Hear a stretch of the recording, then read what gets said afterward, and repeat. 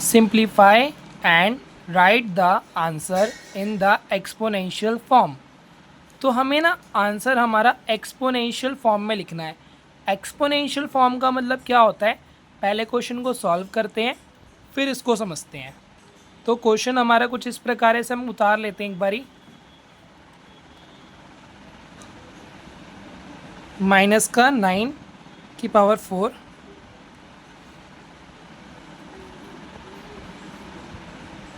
Multiply में 7/18 की power 4 multiply में -2 की पावर 4। तो ये जो पावर है ना, इसी का मतलब होता है एक्सपोनेंशियल फॉर्म।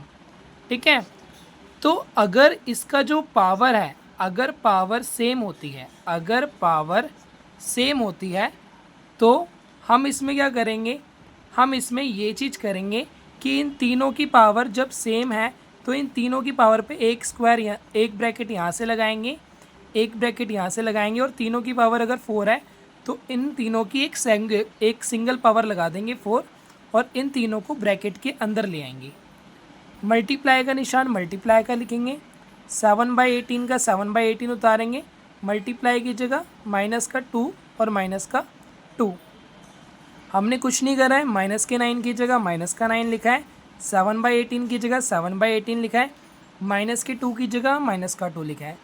इसकी पावर 4 थी, इसकी पावर 4 थी, इसकी पावर 4 थी, इन तीनों की पावर 4 अलग अलग लिखने से अच्छा हमने क्या करा है, एक साथ लिख लिया है।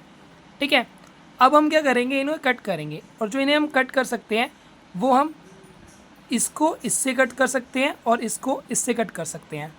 ठीक है, कैसे, 2 1 जा 2, 2 9 जा 18। ठीक है, ये हमारा कैंसिल हो चुका है, ये हमारा कैंसिल हो चुका है। 9 1 जा 9 और 9 1 जा 9, ये कैंसिल हो गया। अब ध्यान दीजिए, यहाँ पे माइनस का निशान लगा हुआ है और यहाँ पे भी माइनस का निशान लगा हुआ है।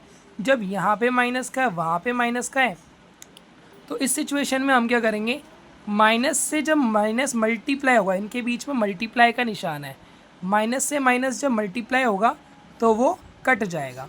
जैसे ही वो कटेगा, अब नोटिस करना, यहाँ पे भी 1 है, यहाँ पे भी 1 है, यहाँ भी 1 है, सब कुछ कट चुका है, सिर्फ 7 बचा है, और इसकी जो पावर है वो बची है 4। अब क्वेश्चन ये था, हमें जो आंसर लिखना था एक्सपोनेंशियल फॉर्म में लिखना था, और यही हमारा आंसर है। ठीक है, नाउ अब हम सेकंड क्वेश्चन पे मूव ऑन करते हैं। क्वेश्चन नंबर सेकंड हमसे क्या कह रहा है,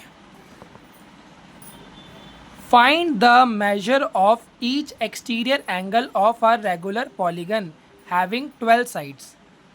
तो हमें क्या निकालना है, find the measure of each exterior angle निकालना है।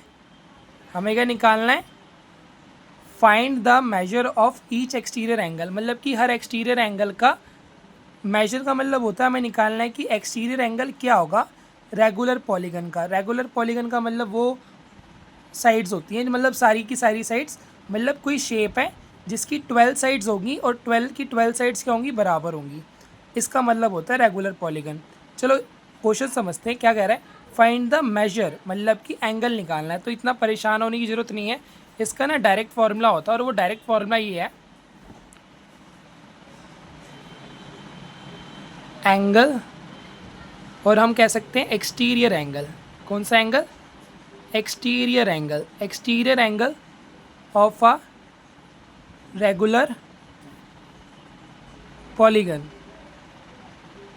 Exterior angle of a regular polygon अगर हमें निकालना है तो हम क्या करेंगे इसमें, और उन्होंने क्वेश्चन में क्या बोल रखा है, 12 साइड्स का निकालना है। तो exterior angle of a regular polygon का फॉर्मूला होता है कि 360 डिग्री लिखो ऊपर और नीचे लिख दो n।